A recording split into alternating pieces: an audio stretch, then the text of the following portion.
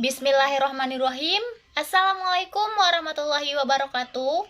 Baiklah, kami dari kelompok 1 mata kuliah Psikologi Agama, di mana kelompok 1 adalah saya sendiri, Wila Anggraini, kemudian Rizka Marlina dan Tika Silvia.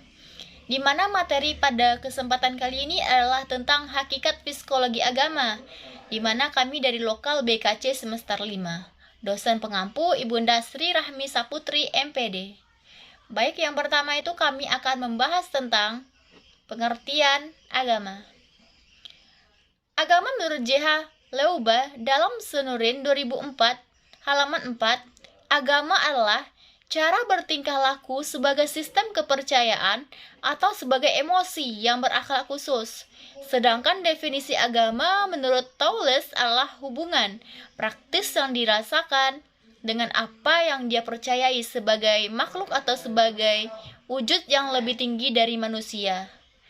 Nah, pengertian spiritual, di mana spiritual itu adalah berasal dari kata Latin spiritus yang diartikan sebagai roh, jiwa, sukma, kesadaran diri, wujud dan tampak berbeda, nafas hidup, nyawa hidup. Spiritual adalah suatu yang dipengaruhi oleh budaya, perkembangan pengalaman hidup, kepercayaan, hubungan antar manusia dengan beberapa kekuatan di atasnya. Kreatif, kemuliaan dan sumber energi serta spiritual juga merupakan pencarian arti dalam kehidupan dan mengembangkan dari nilai-nilai dan sistem kepercayaan seseorang, yang mana akan terjadi konflik bila pemahamannya dibatasi. Itu menurut Hanafi, Juria 2005. Selanjutnya yaitu poin C, pengertian religius. Nah, menurut Kamus Bahasa Indonesia, kata religius bermakna bersifat keagamaan yang berkenaan dengan kepercayaan agama. Manusia yang religius dapat diartikan sebagai manusia yang berhati nurani, serius, saleh dan teliti dalam mempertimbangkan batinnya. Nah, religius adalah nilai-nilai kerohanian yang tertinggi, bersifatnya mutlak dan abadi, serta bersumber pada kepercayaan dan keyakinan manusia. Contoh nilai religius adalah seorang yang mengerjakan perintah agama seperti sholat dan lain-lain. Baiklah, saya Tika Sofia akan melanjutkan untuk poin yang 2, yaitu psikologi agama dan psikologi Islam. Psikologi agama adalah psikologi yang mempelajari masalah-masalah kejiwaan yang sangkut pautnya dengan keyakinan beragama seseorang, di mana manusia berupaya menyembuhkan gangguan kejiwaan melalui ajaran-ajaran agama yang sudah dinilai sebagai bagian dari kehidupan pribadi manusia yang erat kaitannya dengan gejala psikologis. Yang kedua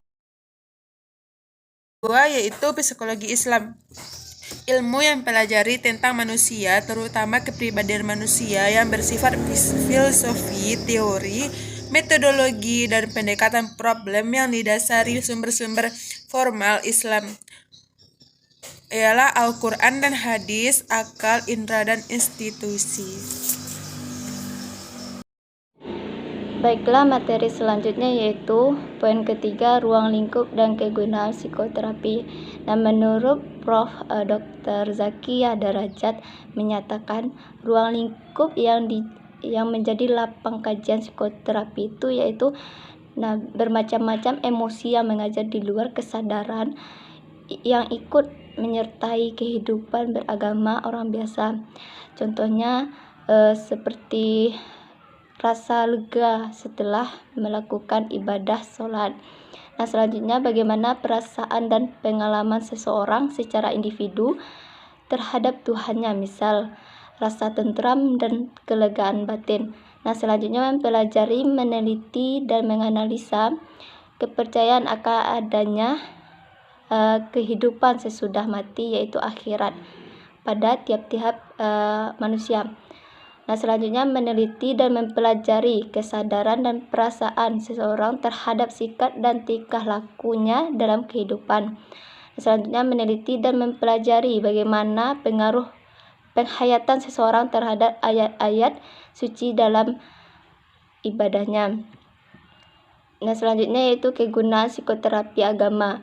Hasil kajian psikoterapi agama ternyata dapat dimanfaatkan dalam berbagai lapangan kehidupan seperti pendidikan, pengobatan, kedokteran, misalnya itu ruqyah atau perkawinan. Secara rinci ada 3 kepentingan mengkaji psikoterapi agama, yaitu teoritis, praktis, dan normatif.